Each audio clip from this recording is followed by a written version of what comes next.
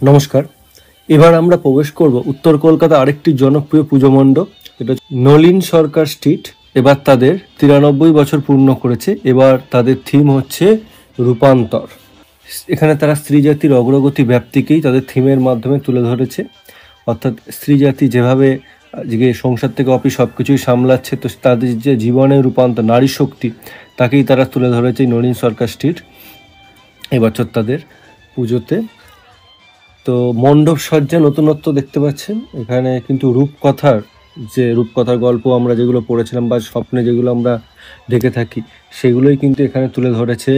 পক্ষীরাজ ঘোড়া থেকে শুরু করে লাল কমল, নীলকমল, ঠিক আছে, সব কিছুই তারা তাদের মণ্ডপে তুলে ধরেছে এবং বিভিন্ন রকম রূপ দেখতে পাবেন এখানে। এবং এই আশেপাশের বাড়িগুলোতেও কিন্তু কাজ হয়েছে, তারা সুন্দরভাবে সেটা ফুটিয়ে তুলেছে। আমরা যেগুলো গল্পে পড়েছি, মানে গল্পের গরু যেভাবে গাছে ওঠে, তাহলে সেই সমস্ত জিনিসকেই তারা তাদের মণ্ডপে তুলে ধরার চেষ্টা করেছে।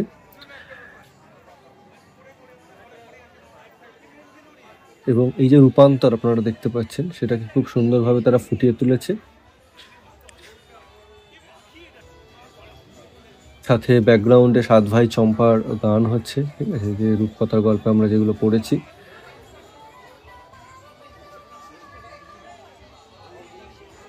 দেখতে পাচ্ছেন এখানে একটা পঞ্চনাগ।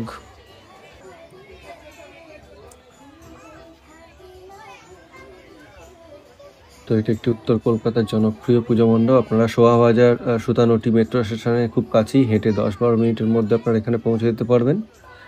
তো আমি আরেকটা সেপারেট ভিডিও করব, যেখানে কিন্তু আমি ডিটেলসে উত্তর কলকাতার এই সব বড় বড় পুজো, কাশী ভোসলে, নলিন সরকার স্ট্রিট, নবীনপল্লী, হাতিবাগান, সার্বজনীন, দর্জিপাড়া, সব কিছু আমি তার অ্যাড্রেস সহ তুলে ধরবো। দেখতে পাবেন মণ্ডপে একদম মাঝখান বরাবর একটা মূর্তি দেখতে পাচ্ছেন, যে তার কিন্তু 3 দিকে মুখ রয়েছে। একটু অন্যরকম, একটু অন্য রূপান্তর আপনারা দেখতে পাবেন এখানে। একটু অন্য রূপ দেওয়ার চেষ্টা করেছে তারা তাদের পুজো মণ্ডপে।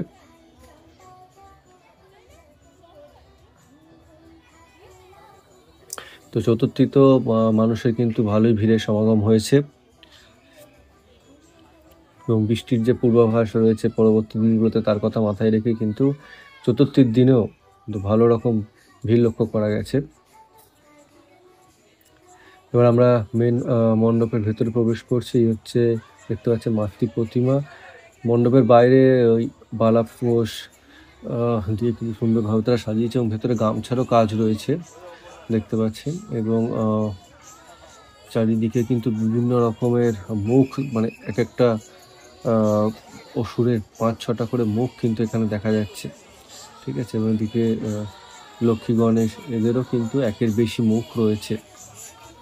এ হচ্ছে দুর্গা প্রতিমা। এখানে কিন্তু দেখতে পাচ্ছেন যে 10টার বেশি হাত রয়েছে, টোটাল 18টা হাত রয়েছে এখানকার মণ্ডপে, এবং সাথে একাধিক পাও রয়েছে। এবং সিলিংয়ে একটা নৌকা মতো করা রয়েছে এবং যার দুদিকে হাত কিন্তু বেরিয়েছে অনেকগুলো করে।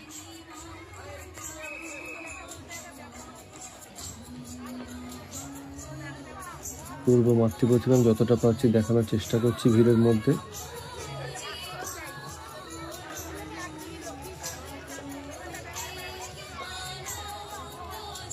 দেখছেন যে একের বেশি অনেকগুলো কিন্তু এখানে পা রয়েছে, চারিদিক থেকে পা বেরিয়েছে।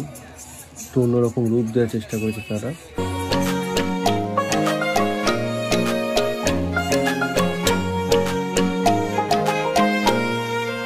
ধন্যবাদ ভিডিওটি দেখার জন্য।